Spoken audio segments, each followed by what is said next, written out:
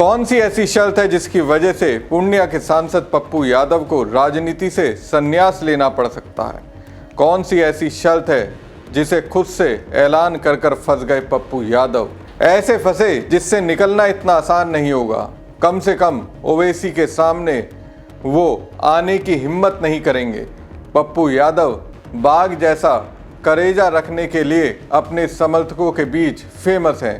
उनके समर्थक तो सलमान खान की फिल्म से एक संवाद निकालकर हमेशा ये कहते दिखते हैं, पप्पू यादव ने एक बार जो कमिटमेंट कर लिया तो अपनी भी नहीं सुनते वो। यहाँ तो पप्पू यादव ने खुद से कमिटमेंट कर ली। अब कमिटमेंट की है तो ओवैसी के लोग कह रहे हैं, भैया जो कमिटमेंट किया है उसे निभाओ। नमस्कार दोस्तों, मैं हूं परवीन सानी। दोस्तों, लोकसभा में आरजेडी नेता तेजस्वी यादव की ओर से कही गई वो बात याद आती है जब चुनाव प्रचार में उन्होंने पूर्णिया में हजारों लोगों के बीच कहा था, अगर आरजेडी कैंडिडेट जीतता हुआ नहीं दिखे तो आप जो जीतने वाला है उसे वोट कर देना। पप्पू यादव जीतते हुए नहीं दिखना चाहिए, लेकिन लोगों ने ऐसा नहीं किया। पप्पू यादव के पक्ष में जमकर वोट किया और वो निर्दलीय ही जीत गए। अब जिस ओवर कॉन्फिडेंस का शिकार तेजस्वी यादव हुए थे, उसी ओवर कॉन्फिडेंस का शिकार पप्पू यादव हो गए। ठीक उसी तरह से जन स्वराज के संस्थापक प्रशांत किशोर ने दावा किया था।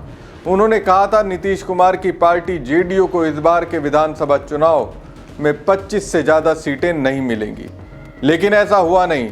जेडीयू को छप्पर फाड़ सीटें मिली, पिछली बार से दुगनी सीटें मिली।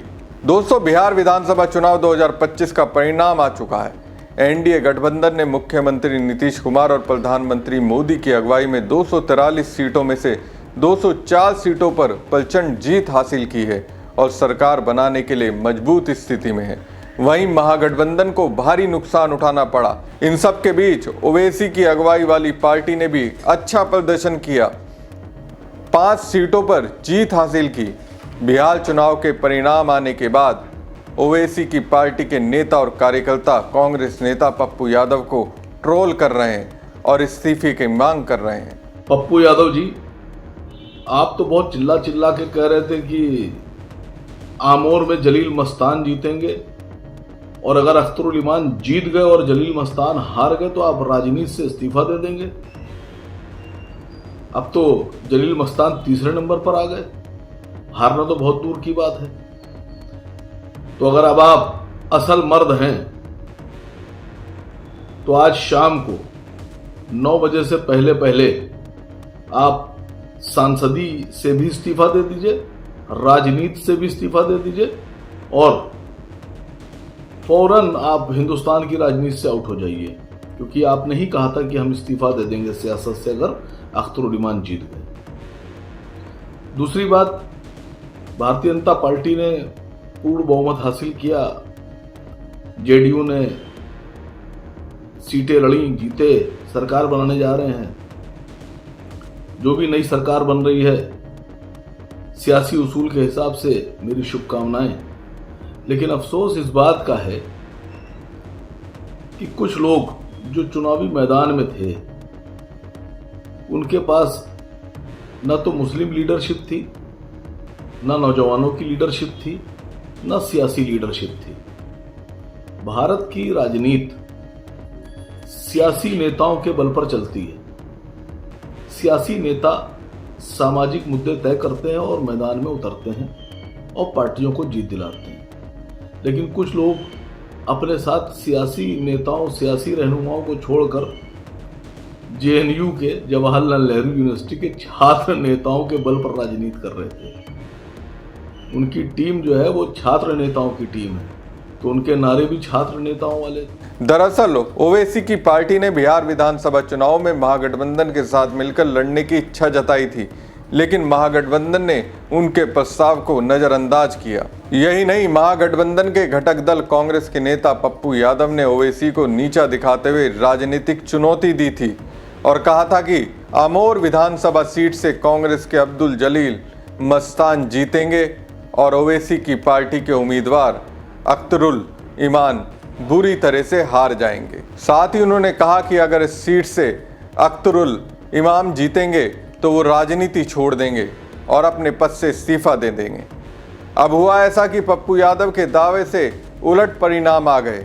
अमौर विधानसभा सीट से ओवैसी के अख्तरुल ईमान ने भारी जीत हासिल की और कांग्रेस के उम्मीदवार को तीसरे नंबर पर ला दिया। पप्पू यादव ने तब कहा था कि मैं दावे के साथ कहता हूं, जलील मस्तान ना जीते तो मैं राजनीति छोड़ दूंगा। है हिम्मत तो कहिएगा, जीत कर दिखा दे। अख्तरुल ईमान ने जीत कर दिखा दिया। अब ओवैसी के समर्थक पूछ रहे हैं पप्पू यादव कब पद से इस्तीफा देंगे। सबसे पहले तो मैं शुक्रिया अदा करना चाहूँगा सीमांचल की जनता का, जिन्होंने मजलिस इत्तेहादुल मुस्लिमीन के हक में दुआएं की, मोहब्बतों से नवाजा, वोटों से नवाजा और अल्हम्दुलिल्लाह हमारे को सीमांचल में बहुत अच्छी रीत से, बहुत अक्सरियत से कामयाबी मिली। हमारे काफ़ी उम्मीदवार जीते और बिहार की असेंबली में जाएंगे, शेर की तरह दहाड़ेंगे। मैं शुक्रिया अदा करना चाहूँगा अल्लाह सुब्हानहू तआला का, जिसने हमारी इज्जत रख ली, लाज रख ली, लोगों के दिलों में मोहब्बत डाली और उन्होंने हमको अच्छी रीत से वहाँ पर जिताया। शुक्रिया अदा मैं करना चाहूँगा तमाम मजलिस इत्तेहादुल मुस्लिमीन की पूरी टीम का, जो पूरे महाराष्ट्र, झारखंड, यूपी, जहाँ जहाँ से भी लोग आए, पूरे बिहार के अंदर के जो लोग थे, मजलिस की टीम, हैदराबाद की हमारी जो टीम थी, तमाम का मैं तहे दिल से शुक्रिया अदा करूँगा कि उन्होंने मेहनत की, रात दिन वहाँ लगे रहे। और बिहार की पूरी MIM की टीम का, जिन्होंने मेहनत की, जिसका नतीजा अल्लाह सुब्हानहू तआला ने हम सबको दिया और हमारे इतने सारे उम्मीदवार जीत के आए। शुक्रिया अदा करूँगा हमारे पार्टी प्रेसिडेंट असद ओवैसी साहब का, जो लगातार मुसलसल बिहार बने रहे। वो पिछली मरतबा भी थे, इस वक्त तक पूरी तरह से उनकी वॉच में, उनकी लीडरशिप में हमने बिहार का चुनाव लड़ा और आज हमको कामयाबी मिली।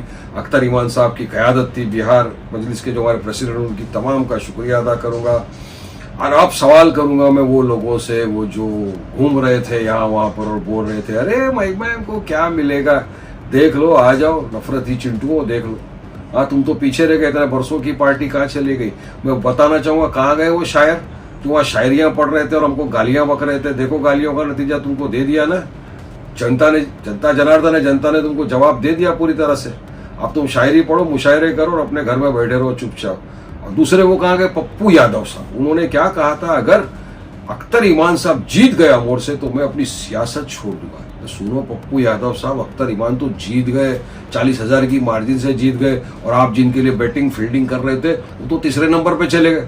अब मुझे ये बताओ यादव साहब, आप तो पप्पू यादव हो, जुबान के पक्के हो इतने, इस्तीफा कब दे रहे हो? आपने कहा था मैं इस्तीफा दे दूंगा, जनता इस्तीफा मांग रही है आपकी।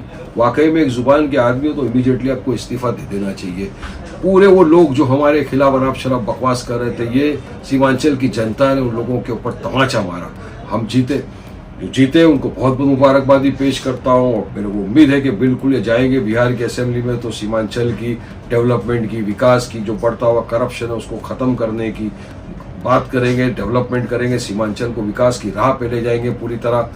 जो हार गए हैं, नहीं जीत सके, उनके लिए भी जिंदगी की यही रीत है, हार के बाद ही जीत है।